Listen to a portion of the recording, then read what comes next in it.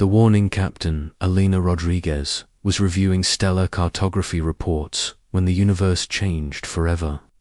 She sat in her command chair aboard the exploration vessel Horizon's Edge, watching star patterns scroll across the main display.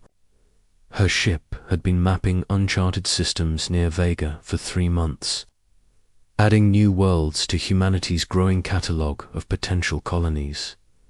The first sign of trouble came from Lieutenant Commander James Park at the communication station. His face went pale as he stared at his instruments. "Captain," he said, his voice barely steady, "we're receiving a transmission unlike anything in our databases. It's coming through channels we didn't even know existed." Rodriguez turned toward him, noting the concern in his experienced officer's expression. Park had served on deep space missions for 12 years. Very little surprised him anymore.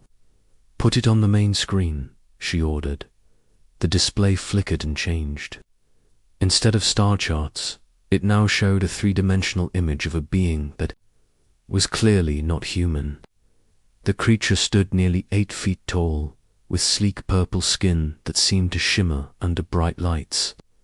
Its head was elongated, featuring 4 eyes arranged in a diamond pattern. Most disturbing were its hands, which ended in razor-sharp claws that looked capable of cutting through steel. "I am Supreme Commander Vextel of the Galactic Dominion," the alien said. Its voice carried an authority that made everyone on the bridge feel small and insignificant. "We have observed your species for some time. Your expansion into space has been noted and evaluated." Rodriguez stood up from her captain's chair. She had trained for first contact scenarios throughout her career, but facing the reality felt completely different. "This is Captain Alina Rodriguez. Of the Terran Exploration Service, we come in peace and seek to establish diplomatic relations with your people." The alien's expression didn't change. "You will not speak unless given permission," it said coldly. "You will listen carefully to what I tell you. Your species has been granted a specific area of space in which to exist. 27 star systems have been allocated for human use. This is a generous allowance for such a primitive civilization." The display changed to show a galactic map. A small cluster of yellow dots marked human space, looking pathetically tiny against the vast spiral of stars. Surrounding this cluster, stretching across most of the galaxy, millions of red dots indicated Dominion territory. "Your recent activities concern us," Vextel continued. "Your ships venture beyond approved boundaries. Your colonies expand without authorization. Your people display troubling levels of curiosity about sectors that do not concern them. This behavior ends now." Rodriguez felt anger building in her chest. "We're explorers by nature. Discovery and expansion are fundamental to who we are as a species. Surely we can reach some kind of understanding." "Understanding is not required," the alien replied. "Only obedience. To demonstrate the consequences of defiance, we will provide a practical lesson." The transmission showed a different star system, one that Rodriguez recognized from recent survey reports. The Kepler 442 system contained 6 planets, including one with conditions that might support human life. More importantly, it lay just outside the boundary the aliens had claimed for humanity. "Watch carefully," Vextel said. What happened next defied everything Rodriguez knew about physics and warfare. A massive alien vessel, easily the size of a small moon, appeared near the system's asteroid belt. The ship was jet black, covered in geometric patterns that seemed to shift and move when observed directly. It fired a single beam of brilliant blue energy. The entire asteroid belt simply ceased to exist.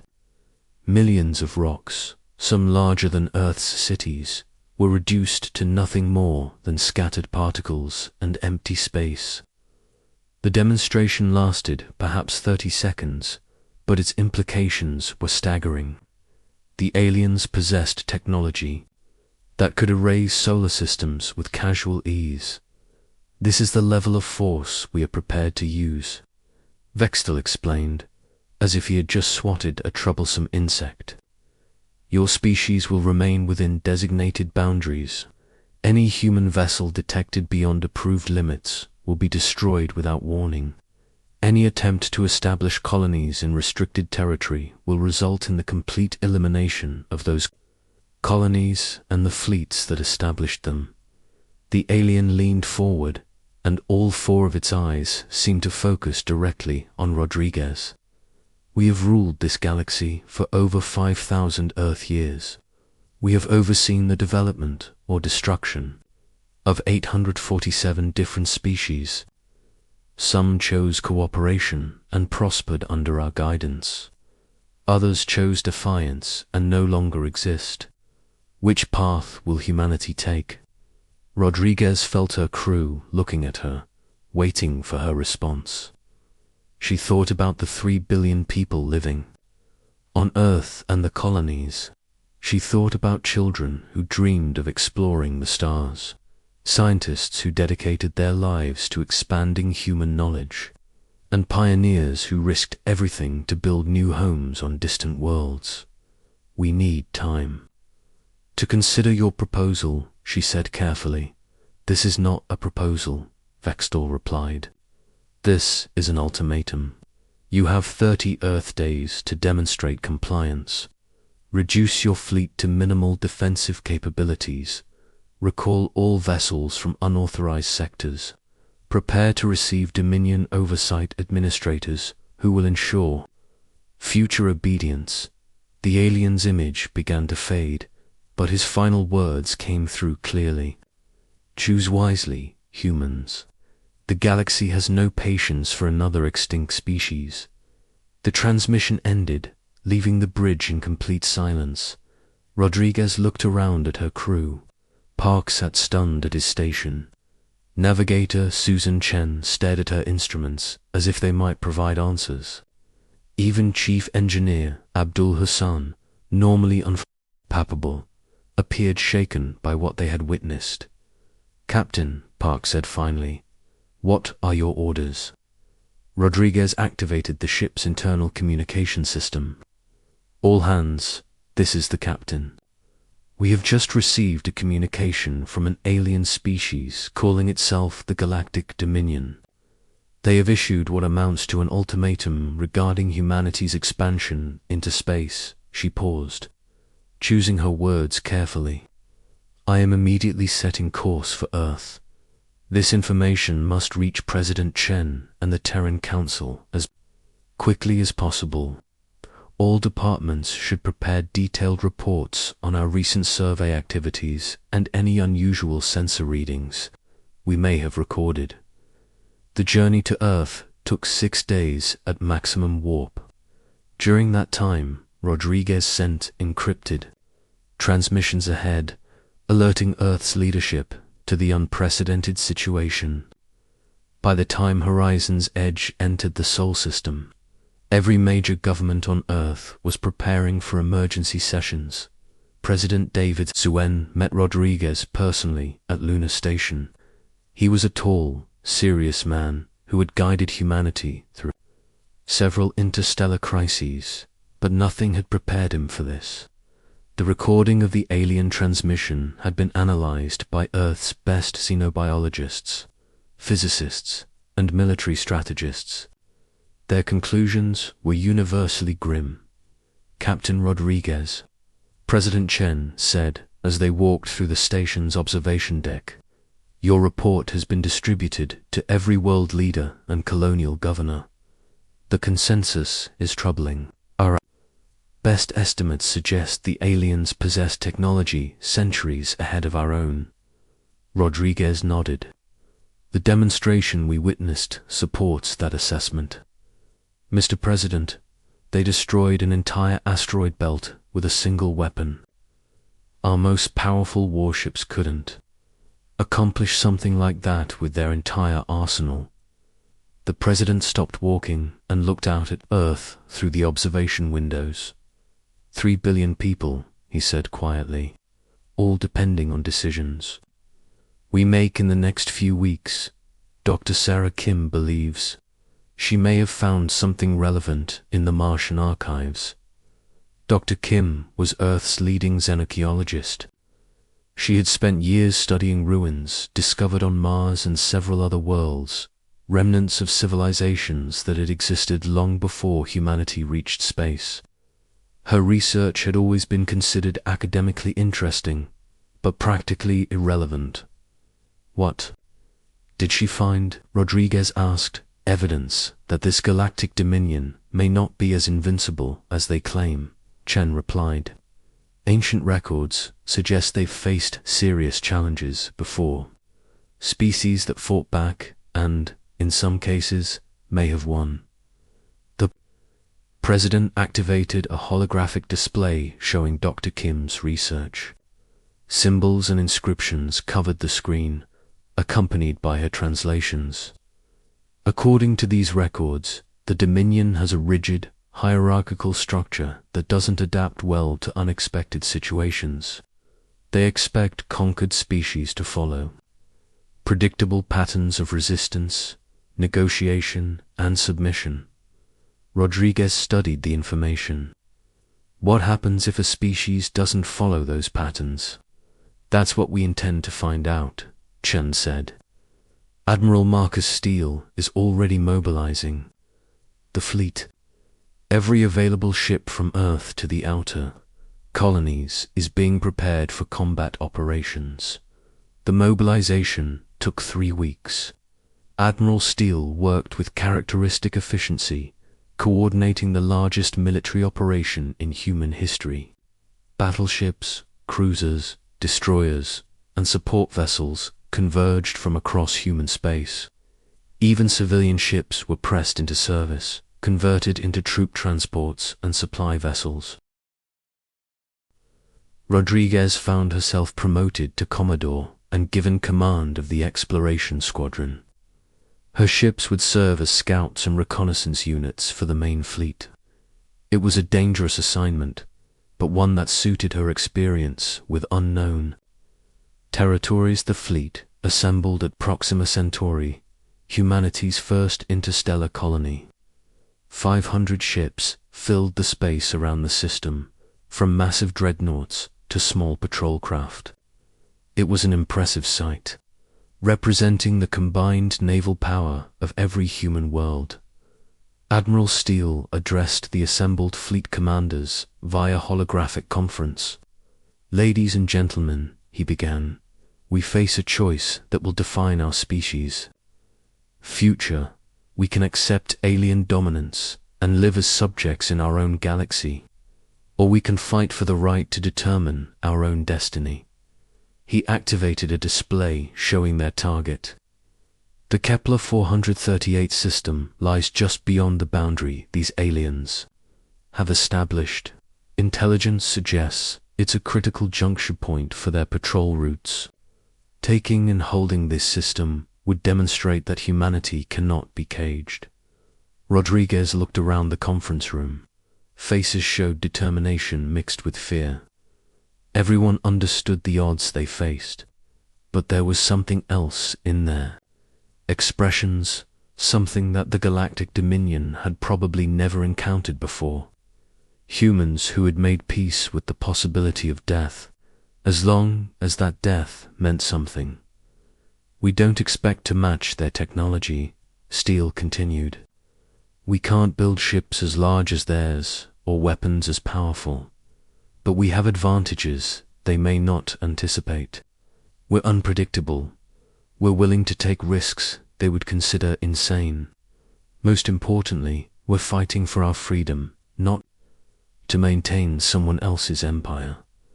The Admiral looked directly at Rodriguez. "Commodore Rodriguez, your squadron will lead the advance. Get us detailed information on Dominion positions and capabilities." The fate of humanity may depend on what you discover. As the conference ended, Rodriguez felt the weight of responsibility settling on her shoulders. Tomorrow, the human fleet would leave Proxima Centauri and enter forbidden space. They were about to discover whether courage and determination could overcome overwhelming technological superiority. The reckoning. The human fleet emerged from hyperspace at the edge of the Kepler 438 system like a swarm of angry wasps. 500 ships spread across space, their engines glowing against the darkness. Commodore Rodriguez watched from the bridge of her flagship Defiant Dawn as her reconnaissance squadron took point. Moving ahead of the main force, the system appeared empty at first glance. 3 planets orbited a yellow star similar to Earth's sun. Long-range sensors detected no immediate signs of alien presence, but Rodriguez knew better than to trust first impressions. The Galactic Dominion hadn't ruled the galaxy for 5,000 years by being careless, Commodore, reported Lieutenant Commander Park, now serving as her intelligence officer. Passive sensors are picking up anomalous readings from the second planet, energy signatures consistent with advanced technology. Rodriguez studied the tactical display. "Show me what you found, James." The main screen shifted to show a detailed scan of Kepler 438b. The planet appeared barren from space, covered in red rock and thin atmosphere, but beneath the surface, massive structures stretched for kilometers. Power readings suggested machinery operating on a scale that dwarfed anything humanity had built. "It's a fortress," Rodriguez realized. "They've hollowed out the entire planet and turned it into a military installation." Before anyone could respond, space around the human fleet exploded into activity. Massive shapes emerged from hyperspace, ships so large they created their own gravitational distortions. The Dominion fleet had arrived. Rodriguez counted 12 dreadnoughts, each one larger than Earth's largest space stations. Hundreds of smaller vessels accompanied them, but even the escorts were bigger than humanity's most powerful battleships. The alien formation moved with perfect precision, taking up positions that would allow overlapping fields of fire. "All ships, this is Admiral Steele," came the transmission from the fleet flagship. "Battle stations? Remember, we're not trying to destroy their entire fleet. We need to reach that planet and establish a foothold. Stay focused on the objective." Supreme Commander Vextal S. image appeared on communication screens throughout the human fleet. His 4 eyes showed what might have been amusement. "Humans," he said, his voice carrying across space, "you have chosen extinction. Your primitive vessels cannot hope to challenge Dominion's superiority. We offer one final opportunity for surrender." Admiral Steele's response came immediately. "This is Admiral Marcus Steele of the Terran Space Force. We reject your authority over human space. We are here to stay." The alien commander's expression didn't change.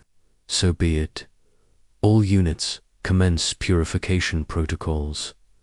The battle began with devastating alien firepower. The Dominion dreadnoughts fired beams of coherent energy that could slice through multiple human ships with a single shot. Their smaller vessels launched swarms of guided missiles that seemed to think for themselves, adapting their approach patterns to counter human defensive measures. Rodriguez watched in horror as the battleship Intrepid took a direct hit from a dreadnought's main weapon.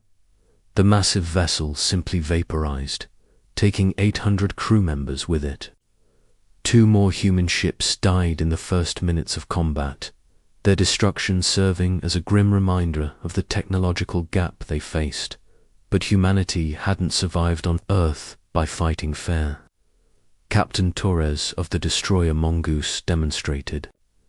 This by ramming his damaged ship directly into an alien escort vessel. The explosion took out both ships, but it proved that human weapons could hurt the enemy if delivered at close range. "Commodore," Park reported, "the aliens are focusing their main firepower on our largest ships. They're trying to eliminate our command structure first." Rodriguez saw the pattern developing. The Dominion was fighting like a traditional military force, prioritizing high-value targets and maintaining formation integrity. They expected humans to respond the same way, following predictable tactical doctrines.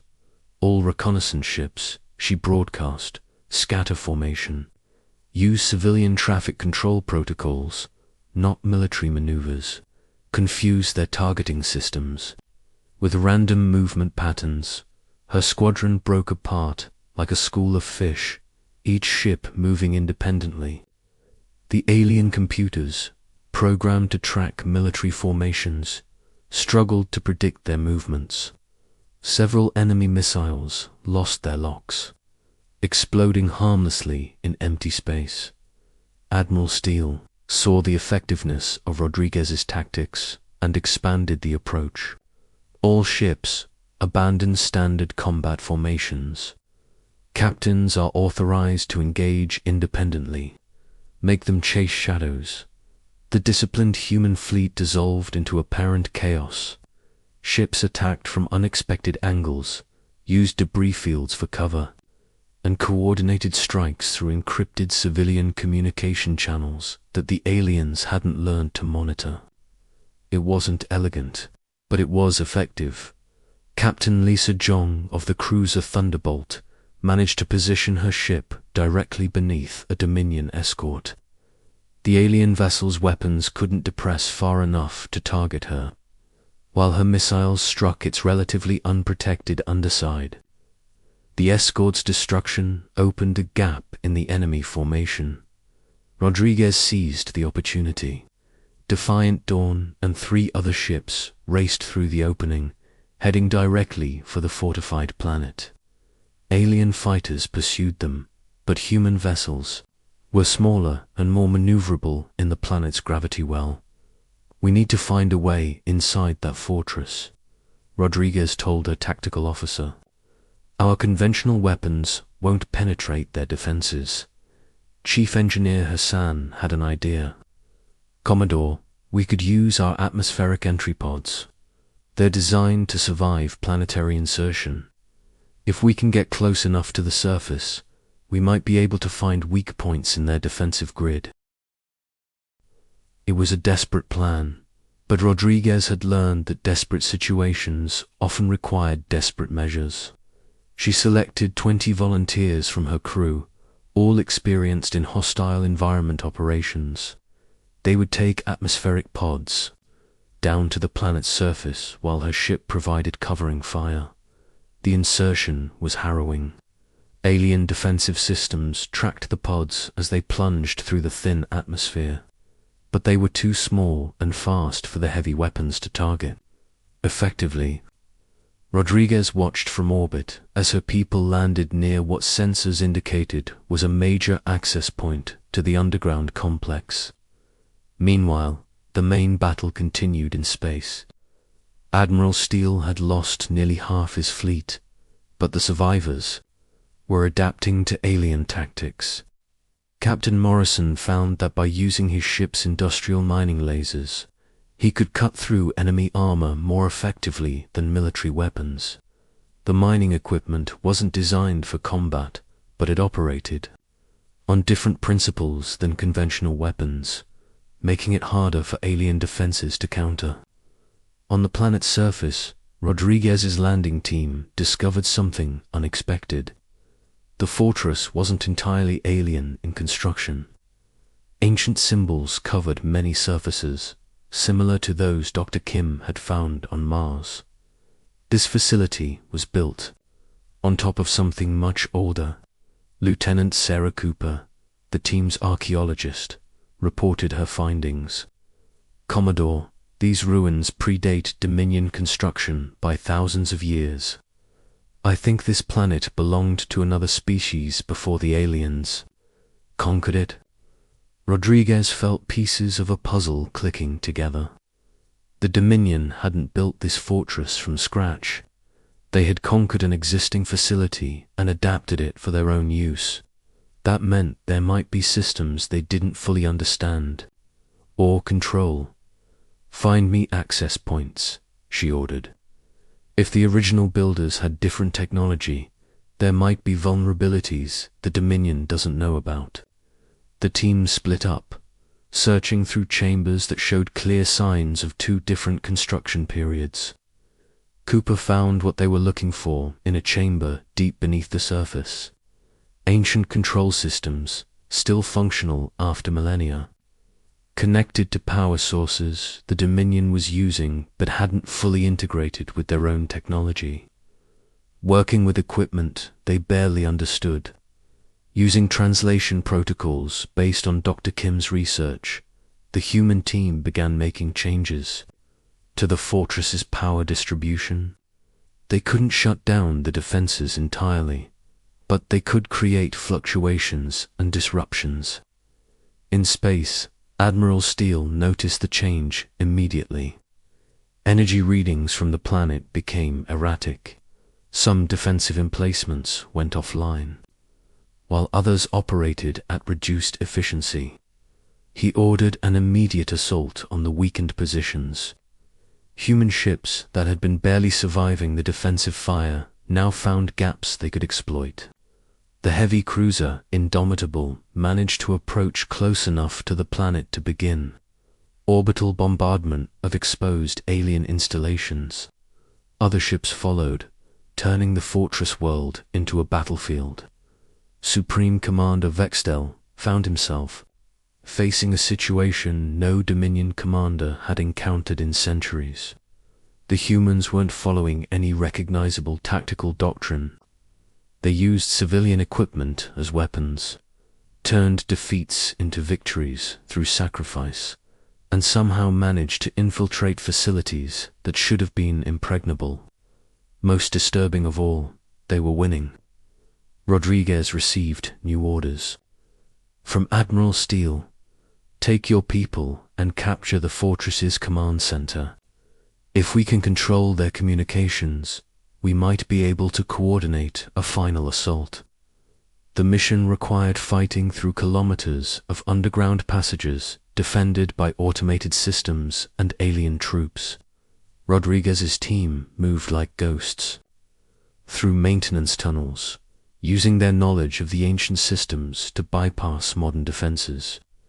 They encountered Dominion soldiers, fierce warriors who had conquered dozens of worlds, but found that human unpredictability gave them crucial advantages in close combat.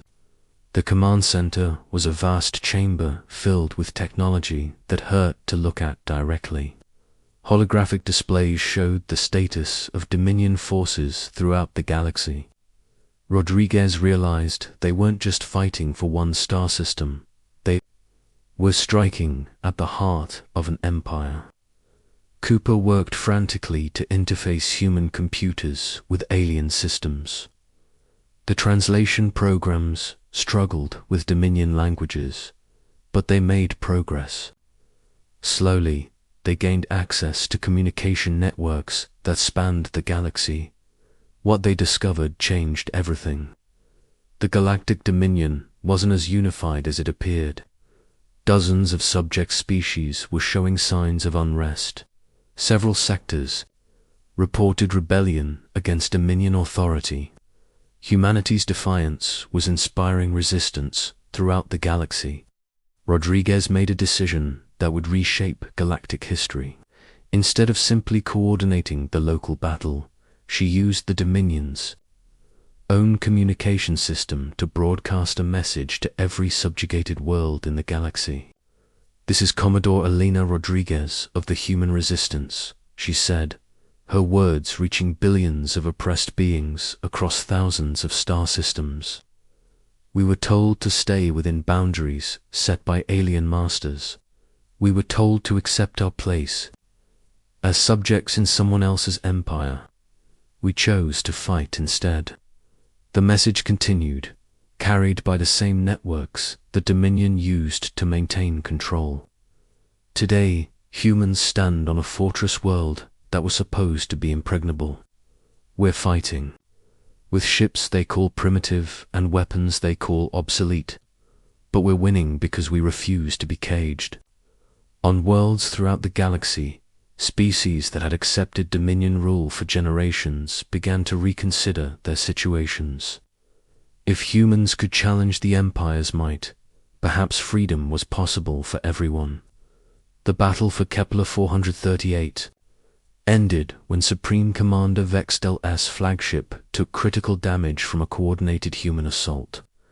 The massive dreadnought, symbol of Dominion power, broke apart in the planet's gravity well. Its destruction sent shockwaves through the remaining alien fleet. Admiral Steele ordered all human ships to converge on the remaining Dominion vessels. The aliens, faced with the loss of their command ship and the growing chaos in their communication networks, chose to retreat. For the first time in 5,000 years, the Galactic Dominion had been defeated in open battle. Rodriguez stood in the captured command center, watching as human engineers worked to understand alien technology. Around her, displays showed Dominion forces withdrawing from multiple sectors as rebellions erupted on worlds across the galaxy. Commodore Park reported, "We're receiving surrender offers from 17 Dominion patrol fleets. Their commanders are requesting terms for ending hostilities." Rodriguez smiled, thinking about the journey that had brought humanity to this moment. From a single exploration ship receiving an alien ultimatum to a victory that was reshaping the balance of power in the galaxy. They had told humans to stay away, to accept boundaries imposed by alien masters. Instead, humanity had brought the entire fleet and proven that freedom was worth any price. The galaxy would never be the same.